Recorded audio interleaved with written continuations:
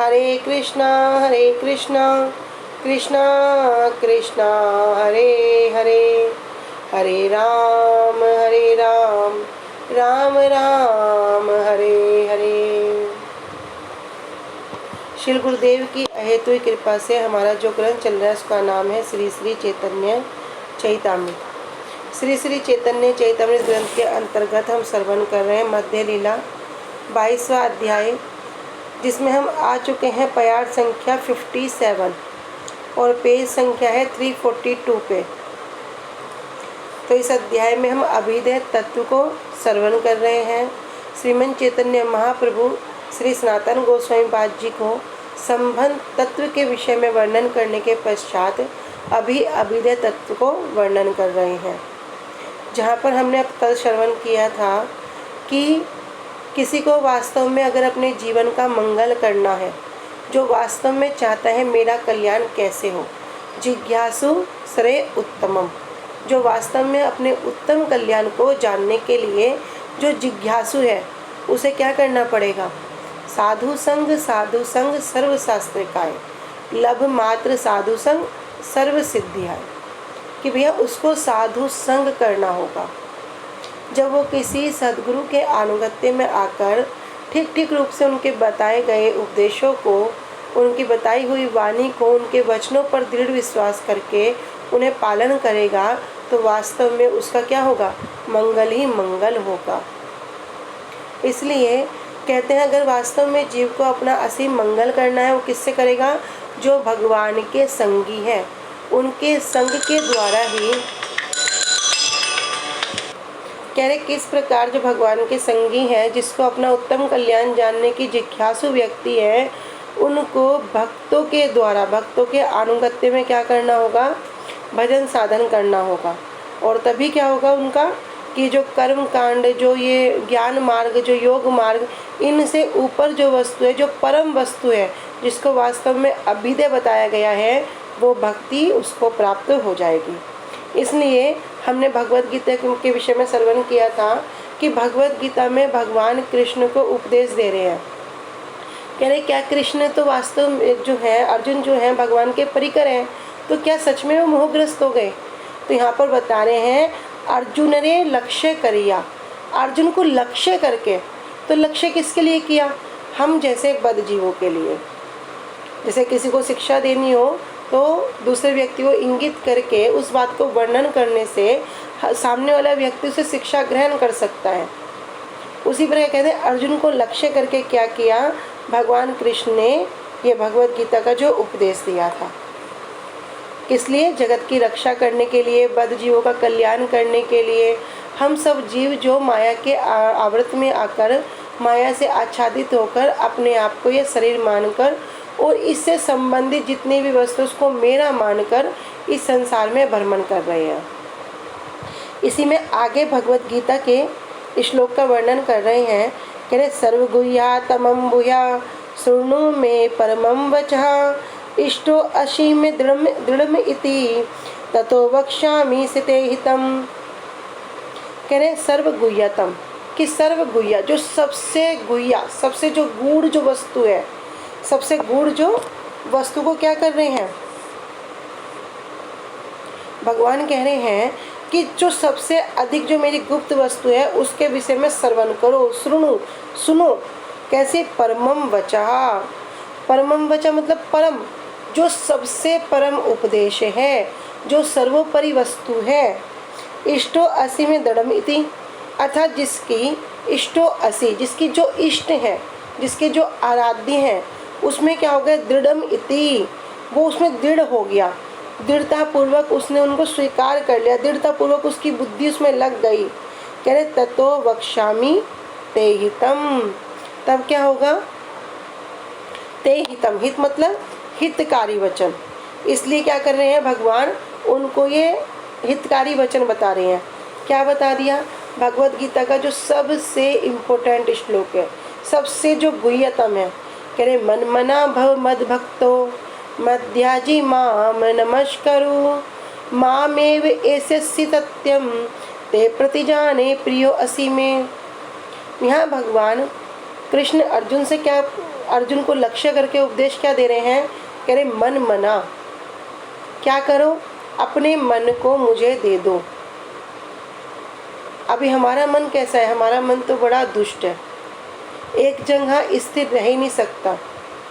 साधारण सी बात समझेंगे, यदि हम ग्रंथ अध्ययन कर रहे हैं, हरि नाम कर रहे हैं, तब भी मन क्या करेगा, अभी वो वाला ग्रंथ में ये पढ़ना था, मुझे वो नोट्स बनाना था, मुझे अभी हरि नाम में रह रहा है, मन चलता रहेगा, मन एक चीज़ में पूरा दृढ़ नहीं हो पाएगा।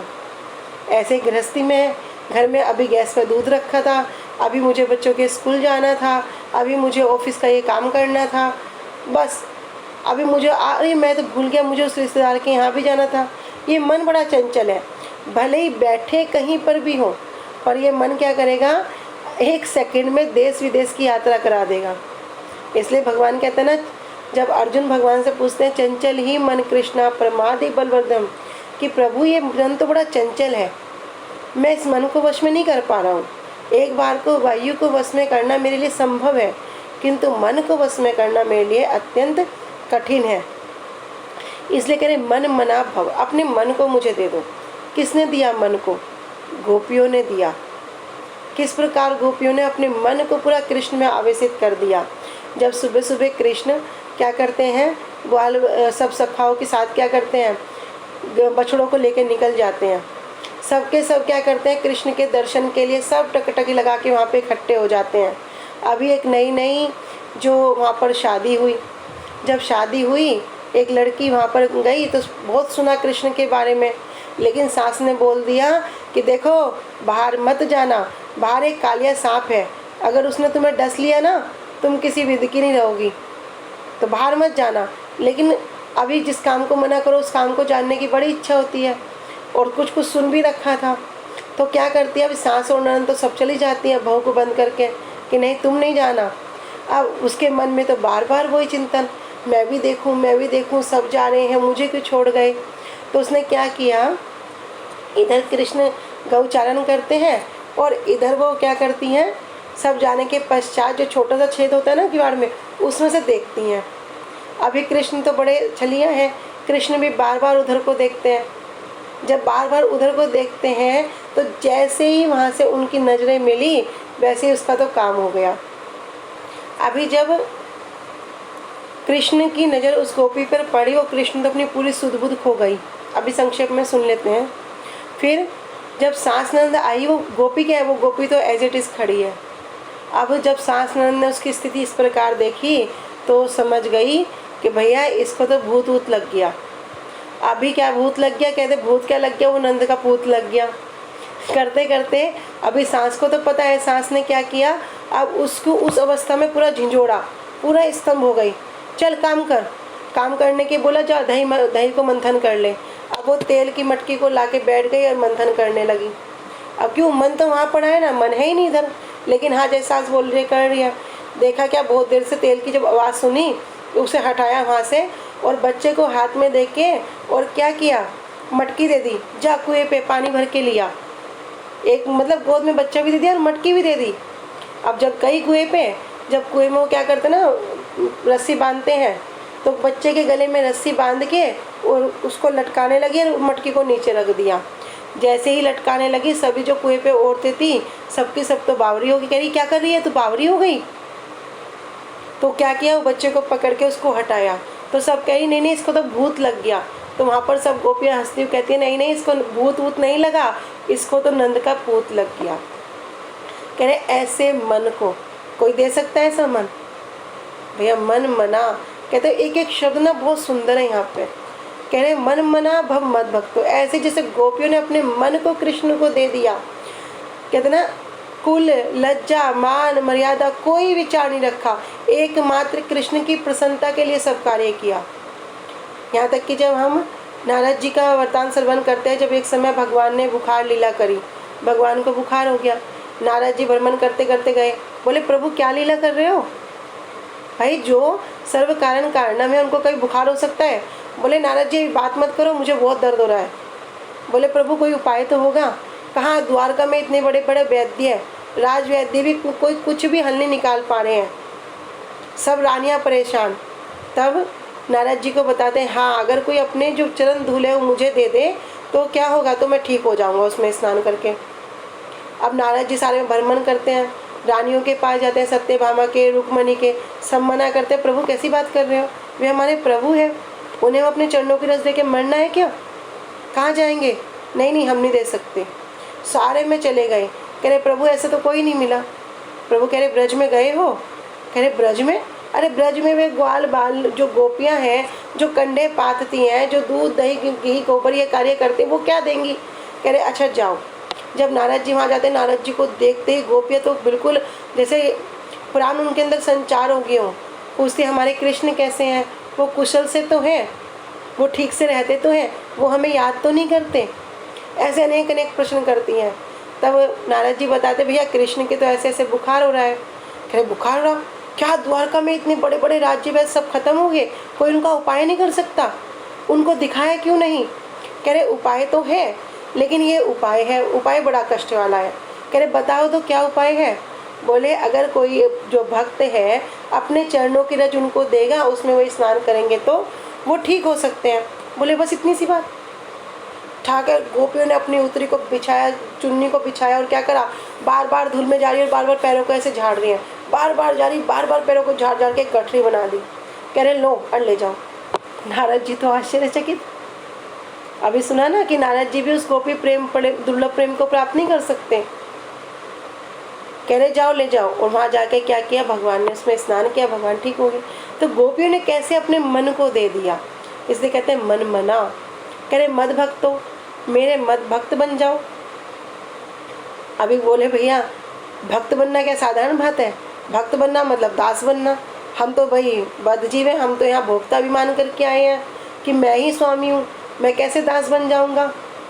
अब यहाँ कह रहे मद भक्त, तो भैया भक्त बनना पड़ेगा, दास बनना पड़ेगा, मालिक की आज्ञा को मानना पड़ेगा, फिर तो भोक्ता अभिमान छोड़ना पड़ेगा, लेकिन हम वो भी नहीं छोड़ पाते। कह रहे मध्याजी, मध्याजी क्या करो, मेरा अर्चन करो, मेरी पूजा करो। कह रहे प्रभु ये भी नहीं कर सकता। बड़ी सुंदर सुंदर इनकी हर एक शब्द की एक कथा है, जब समय होगा इसी श्लोक को पूरा विस्तार से करेंगे। कह रहे माम नमस्करूं, भैया कुछ नहीं कर सकते, मेरा मुझे मन नहीं दे सकते, मेरा भक्त नहीं बन सकते, मुझे अर्चन नहीं कर सकते, पूजा नहीं कर सकते, भैया प्रणाम तो कर सकते हो। कह रहे बस प्रणाम कर लो। लेकिन इसमें भी हमारे जो बड़ी सुंदर सुंदर टीका है उनको फिर श्रवण करेंगे। कह रहे माँ में एसस्य सत्यम ते प्रति जाने प्रियो अस्मि। तो वो क्या करेगा, वो निश्चय ही मुझे प्राप्त कर लेगा। अगर कोई मेरे शरणागत हो जाएगा इस प्रकार से तो वो निश्चय ही मुझे प्राप्त कर लेगा। स्वयं कृष्ण कह रहे हैं अर्जुन से कि हे अर्जुन, तुम मेरे अत्यंत आत्मीय प्रिय हो, इसलिए तुम्हें तुम्हारे हित के लिए सर्वगुह्यतम, सबसे गोपनीय, सबसे गूढ़ जो बात है, जब से गूढ़ जो उपदेश है वो तुमको दे रहा हूँ। क्या करो, तुम अपना मन, कह रहे हैं हे अर्जुन तुम मेरे अत्यंत आत्मीय हो, प्रिय हो, इसलिए तुम्हारे हित के लिए, तुम्हें तुम्हारे हित के लिए जो सर्वगुह्यतम, जो सबसे गोपनीय, सर्वश्रेष्ठ जो उपदेश है वो आपको दे रहा हूँ। क्या कि तुम अपने मन को पूर्ण रूप में मुझसे लगा दो, पूर्ण रूप में मुझ में लगा दो। कैसे लगाना पड़ेगा भैया, बच्चों को पढ़ाई करने के लिए बोलते हैं, आई वो 2 घंटे भले किताब लेके बैठा है, लेकिन मन क्या है, इधर उधर भाग रहा है, कभी मोबाइल देख रहा है, कभी टीवी की तरफ जा रहा है, कभी घर में कोई बात चल रही है वहाँ जा रहा है, तो वास्तव में पढ़ना होगा, नहीं होगा। लेकिन अगर किसी ने मन दे के ठीक ठीक रूप से आधा घंटा भी स्टडी कर लिया अच्छे से, तो वास्तव में उसका पढ़ना हो जाएगा। ऐसे ही मन को देना पड़ेगा, लेकिन अभी मन भी नहीं दिया जाता। कह रहे मेरे भक्त बनो। मेरे भक्त क्या कह रहे हैं भैया, अन्य अन्य देवी देवता के जितने सारे हैं उनके भक्त ना बन के एकमात्र मेरे भक्त बन जाओ तो कल्याण हो जाएगा। पर नहीं, हम तो गणेश जी की भी पूजा करेंगे, हम तो भैया शिव जी को ही मानेंगे, हम तो सूर्य को ही मानेंगे, सब भगवान है भैया, सब तो भगवान है, फिर ये मानेंगे। अभी इस विषय में आगे श्रवण करेंगे। कह रहे कि मध्याजी मेरा अर्चन करो, मेरी पूजा करो, मेरी सेवा करो, लेकिन वो भी नहीं करते।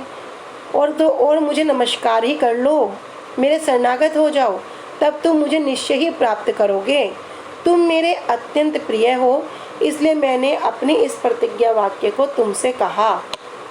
यद्यपि इस श्लोक को बहुत विस्तार से एक एक शब्द के साथ पूरी पूरी कथाओं के साथ इसको वर्णन किया जा सकता है। कभी आप सबका होगा तो हम इसको अलग से एक श्लोक को ही एक क्लास में पूरा लेंगे। कह रहे पूर्व आज्ञा वेद धर्म कर्म योग ज्ञान सब साधी अवशेष से यही आज्ञा बलवान। कह रहे पूर्व आज्ञा, भैया जो पिछला जो आज्ञा दी है, जो भगवत गीता में भगवान ने कह दिया, कह रहे वेद धर्म कर्म योग ज्ञान। कह रहे वेद धर्म कर्म मार्ग योग मार्ग और ज्ञान, ये सब क्या है, इनको बता दिया कि ठीक ठीक रूप से पालन कर सकते हो। किंतु कह रहे इन सब से भी जो ऊपर है क्या, सब साधी अवशेष से यही आज्ञा बलवान। लेकिन जो अंतिम जो उपदेश दे दिया, जो अंतिम में जो बात कह दी, वही क्या है, वही सबसे श्रेष्ठ बात है। जैसे किसी व्यक्ति को बोल दो कि क्या करो, जाओ एक गिलास पानी ले आओ। अभी वो जाएगा लेकिन बाद में नहीं नहीं पानी मत लाओ, दूध ले आओ। अब वो दूध लेने, अरे अरे दूध मत लाओ, तुम क्या करो, इससे अच्छा क्रीम ले आओ। तो कौन सी बात को मानेगा, जो लास्ट में कही गई है उसको मानेगा। इसी प्रकार कह रहे यद्यपि भगवान ने क्या किया, वहाँ पे कर्म को भी बता दिया, ज्ञान को भी बता दिया, योग को भी बता दिया, लेकिन सब में जो गुह्यतम बात है, ये जो बोल दी, जो आज्ञा दी है, मन मना भव मद भक्तो मध्याजी माम नमस्करू, इसको ही जो अंतिम उपदेश है, यही क्या है, सबसे बलवान है। तो यहाँ कह रहे पूर्व आज्ञा वेद धर्म कर्म योग ज्ञान, कि जो सब हमने जो पहले सब बातों को श्रवण किया कि वेदों में वर्णित जो सकाम क्रम बता दिए, योग्याभ्यास बता दिया, ज्ञान मार्ग बता दिया, कह रहे सबका अपना अपना वर्णन है, किंतु उसमें भी ये जो अंतिम बात है, जो ये अंतिम उपदेश है, ये क्या है, अत्यंत बलवान है और अन्य सबसे ये ऊपर है। यही आज्ञा बले भक्तेर श्रद्धा यदि है, सर्व कर्म त्याग करी से कृष्णेर भजय। यही आज्ञा बले, यदि किसी की इस आज्ञा के प्रति, इस उपदेश के प्रति श्रद्धा यदि है, श्रद्धा हो जाती है, किसी भक्त को विचार आ गया भैया मैं तो बड़ा कष्ट में भोग रहा हूँ, एकमात्र कृष्ण ही भगवान है, और भगवान ने ही भगवत गीता में साक्षात रूप में वर्णन कर दिया कि भैया अपने मन को मुझे दे दो, मेरी ही पूजा कर लो, मेरे ही भक्त बन जाओ, तुम्हारा कल्याण तो निश्चित है और कुछ करने की आवश्यकता ही नहीं है, सब कुछ तुम्हारे लिए हो जाएगा, बस मेरा चिंतन करो। बस इसमें किसी की श्रद्धा हो जाए, कह रहे सर्व कर्म त्याग करी, और वो क्या करे, सभी कर्मों को त्याग करके एकमात्र क्या करे, कृष्ण का भजन करे, तो क्या होगा। किसने किया, बहुत सारे हैं, अनंत मतलब अनलिमिटेड उदाहरण है। एक छोटे से उदाहरण को श्रवण करते हैं। श्री वास पंडित जी, श्री वास पंडित जी ने क्या किया, भगवान जब देख रहे हैं, साक्षात महाप्रभु ने देख रहे हैं कि ये चारों पांचों भाई बैठ के क्या करते हैं, भगवान के नाम का कीर्तन करते हैं, कुछ काम धंधा नहीं करते हैं। भगवान हास प्रयास में बोलने लगे, अरे श्रीवास क्या करता रहता है, सारा दिन ये हरे कृष्ण जपेगा तो घर कैसे चलाएगा, अरे घर में भोजन कहाँ से आएगा, तुम तो सारे बैठ के ये भगवान के नाम का कीर्तन करते हो। वहाँ भी हम जैसे लोगों की शिक्षा देने के लिए है, वे तो साक्षात परिकर है, वहाँ भी हमारे लिए ही शिक्षा है। तो भगवान के महाप्रभु श्रीवास पंडित जी क्या कहते हैं, प्रभु कोई चिंता नहीं है। कह रहे कोई चिंता नहीं, क्यों, कह रहे एक दिन भोजन नहीं मिलेगा कोई बात नहीं, दूसरे दिन नहीं मिलेगा कोई बात नहीं, तीसरे दिन नहीं मिलेगा कोई बात नहीं, चौथे दिन नहीं मिलेगा, अपने आप को क्या करूँगा, परिवार से गंगा जी में पत्थर बांध के मर जाऊँगा। तो भगवान वहाँ श्रीवास पंडित 3 ताली बजाते ना, तो उसका बहुत अच्छा सुंदर अर्थ है। तो कहते हैं स्वयं वहाँ पर भगवान कहते हैं कि भैया लक्ष्मी को एक बार को घर घर जाके भिक्षा मांगनी पड़ सकती है, किंतु तुम्हारे पास कभी भी कमी नहीं रहेगी। भगवत गीता में भगवान कहते हैं अन्यास चिंतयन्तु माम ये जना पर्युपासते तेषां ये नित्ययुक्तानां योगक्षेमं वहाम्यहम्। भगवान स्वयं कह रहे हैं भैया अगर कोई अनन्य चित्त से मेरा भजन करता है, एक चित्त होकर मेरा भजन करता है, उसका योग से मैं बहन करता हूँ, तो क्या हो गया, श्रद्धा हुई नहीं हुई, श्रद्धा होनी चाहिए। लेकिन अभी हम बद्धजीव इस प्रकार के नहीं मैं नहीं करूँगा तो ये कार्य नहीं होगा, मैं इस प्रकार नहीं करूँगा तो ये कार्य कैसे उत्पन्न होगा, मैं कमाऊंगा नहीं तो सबका भरण पोषण कैसे होगा। ऐसे ही स्त्री को अभिमान, मैं घर में ये नहीं करूंगी तो घर में तो कीड़े चल जाएंगे। बोलते हैं ना कभी कभी साधारण शब्दों में, मैं ना हूँ 4 दिन में घर में कीड़े चल जाए। लेकिन भगवान के वचनों में श्रद्धा नहीं होती। साक्षात भगवान कह रहे हैं कि अगर इस उपदेश के बल से में यदि किसी भक्त की श्रद्धा हो जाती है तो भक्त सब प्रकार के कर्मों का त्याग करके एकमात्र श्री कृष्ण का भजन करता है। तावत कर्माणि कुर्वीत ना निर्विद्येत यावता मत कथा श्रवणादो वा श्रद्धा यावन्न जायते। कह रहे मत कथा श्रवणादो, कि जब तक मत कथा, मेरी कथा में कथा में क्या होती है, श्रवण करने में आदो श्रद्धा उत्पन्न नहीं होती, तब तक क्या करो। कह रहे तावत कर्माणि कुर्वीत ना निर्विद्येत यावता, तब तक मनुष्य क्या करेगा, सकाम कर्म करता रहेगा और कर्म से वो तृप्त भी नहीं होएगा। इसलिए भगवान की कथा, कह रहे श्रवणम कीर्तनम विष्णु स्मरणम, कि भगवान की कथा को श्रवण करो, कीर्तन करो, उनका स्मरण करो। कह रहे ऐसा करते करते भक्ति के प्रति क्या होगी, जो रुचि है वो जागृत हो जाएगी। लेकिन तब तक क्या करना पड़ेगा, तब तक जो वेदों में बताया गया है उस विधान के अनुसार कर्म करना पड़ेगा। तो जब तक कर्म मार्ग में निर्वेद अर्थात वैराग्य उदित ना हो, अथवा मेरी कथा, भगवान कह रहे हैं मेरी कथा, मेरा नाम रूप गुण लीला, उसको श्रवण करना, कीर्तन करना, ये जो आदि है ना, आदि में सब आगे, उसमें श्रद्धा उत्पन्न ना हो, तब तक नित्य कर्म, नैमित्तिक आदि कर्म करने चाहिए। भैया जो शास्त्रों में वर्णन कर दिया ये करना है और ये नहीं करना, ये विधि है, ये निषेध है, शास्त्रों में जो वर्णन बताया है।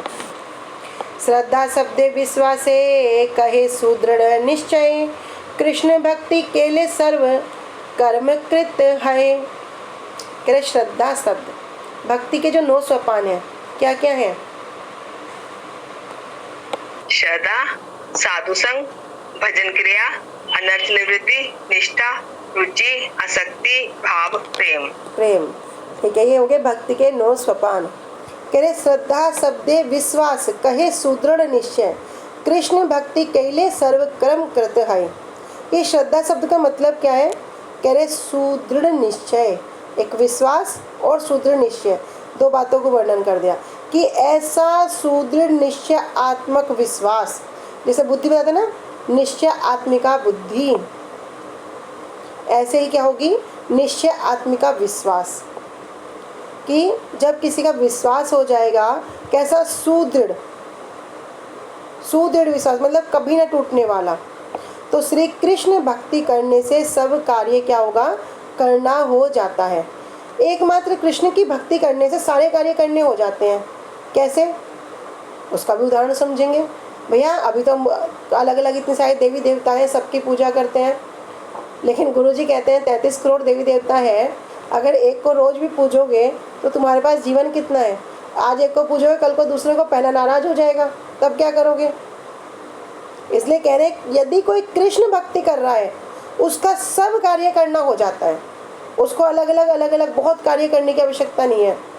इतना समय हमारे पास नहीं है कि हम सबको अलग अलग करेंगे और मुख्य चीज़ को छोड़ देंगे और गौण वस्तु में ही उलझ के रह जाएंगे। ऐसे सुदृढ़ निश्चय आत्मक विश्वास को भक्ति का अधिकार प्रदान करने वाली श्रद्धा कहते हैं। क्या करेंगे, भक्ति का जो अधिकार प्राप्त कराने वाली है, ऐसी श्रद्धा कहते हैं। क्यों, तो बस किसने इतनी श्रद्धा कर ली कि मैं अगर कृष्ण भक्ति करूँगा तो सब कुछ हो जाएगा, उसका ये दृढ़ विश्वास है, उसमें उसको 1% भी डाउट नहीं है। भगवत गीता में भगवान कह रहे हैं मन मना व मत को मेरा भक्त बन जाओ। भगवत गीता में एक श्लोक में कह रहे हैं भैया सर्वधर्मान परित्यज्य मामेकम शरणम व्रज, वो क्या करो, सबको त्याग कर मेरी शरण में आ जाओ, विश्वास कर लो। अन्यास चिंतन्ते माम ये जना पर्युपासते, भैया किसी पे कुछ नहीं है तब भी विश्वास करो। उसका विश्वास पक्का होना चाहिए, सुदृढ़ होना चाहिए। भगवान ने बोला है तो करेंगे। वो कथा श्रवण करते ना, वो स्नान करने के लिए आते हैं, वो काट के चल जाते हैं, अरे ये तो भगवान क्या स्वयं ढो के लाएंगे। पूरी कथा सबको पता है, क्या भगवान स्वयं ढो के लाएंगे, नहीं, ये गलती से लिख दिया, वो काट दिया। वापस आके देखते हैं क्या, वो सब कुछ वापस लिखा हुआ है, स्वयं भगवान उनके यहाँ पे आकर खुद ढोकर पूछाते हैं। कह रहे योग क्षमम वहाम्यम। बहुत सुंदर सुंदर कथा है हमारी इसमें, हमारे गुरु वर्गों की बहुत सुंदर सुंदर कथा है। कह रहे ऐसा सुदृढ़ निश्चय करना चाहिए। भगवान कह रहे मत कथा श्रवणा दो, भैया मेरी कथा को श्रवण करो, मेरी कथा में श्रद्धा करो। नहीं होती तब तक क्या करो, जो शास्त्रों में वर्णन है विधि निर्देश को पालन करो। इसलिए अनुभाष्य में कह रहे हैं सुदृढ़ निश्चय आत्मक विश्वास को श्रद्धा कहते हैं। श्री कृष्ण की सेवा करने से संसार के समस्त पितरों, प्राणियों, देवों के ऋण को चुकाने के लिए कुछ भी करने की आवश्यकता नहीं रहती। 5 प्रकार के ऋण हम श्रवण करते हैं, जिसके विषय में हम डीपली कल करेंगे। कह रहे बद्ध जीव भोगों की सामग्री जुटाने के लिए कर्म करता है और भगवत भक्ति के उदित होने पर कर्म फल के लिए चेष्टा करता है। बद्ध जीव का कार्य क्या है? बद्ध जीव तो भोग करना चाहता है। हम क्या, हम तो भोगता है, हम तो अपने आप में अभिमान लेके बैठ गए कि मैं हाँ भोग करने के लिए आया हूँ। तो भोग करने के लिए आया तो करेगा क्या भैया? फिर भोगों की सामग्री इकट्ठा करेगा। घर भी चाहिए, कपड़ा भी चाहिए, स्त्री भी चाहिए, पुत्र भी चाहिए, परिवार भी चाहिए कि मैं स्त्री का भोग करूँगा, स्त्री पुरुष का भोग करेगी, मैं पूरा राजा बन के रहूँगा। ये भोग ही तो हो गया ना। इसी भोग की सामग्री को इकट्ठा करने में लगा रहेगा। भगवत भक्ति के उदित होने पर कर्मफल की चेष्टा नहीं करनी पड़ती। अभी किसी भगवान की भक्ति किसी के हृदय में हो जाए, फिर उसको किसी प्रकार के फल की चेष्टा नहीं करनी पड़ेगी। कर्म फल की सबसे उत्तम प्राप्य वस्तु क्या है? वैराग्य।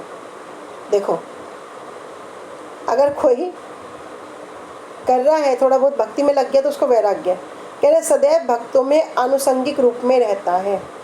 वैराग्य हो जाएगा। बहुत अच्छा कहीं कुछ खाने पीने का हो, कोई बहुत सुंदर वस्त्र पहन रहा हो, कुछ इंटरेस्ट नहीं आएगा, कोई इंटरेस्ट नहीं आएगा। कोई कितना लग्जरी कर ले, उसमें कोई इंटरेस्ट नहीं रहेगा उसको। वो अपना जितना है उसमें संतुष्ट रहेगा। एक वैराग्य उसके अंदर ये आनुषंगिक रूप में रहेगा ही रहेगा। देखो, जो अगला श्लोक है बहुत इंपॉर्टेंट है, यथा तरोर मूल निसचनेन, तो इसको हम कल श्रवण करेंगे। वाञ्छा कल्पतरुभ्यश्च कृपा सिन्धुभ्येव च पतितानां पावनेभ्यो वैष्णवेभ्यो नमो नमः। श्री गुरुदेव की जय। अनंत कोटि वैष्णव वृंद की जय। निताय गौर प्रेमानंदे। हरि हरि बोल। हरे कृष्णा सभी को।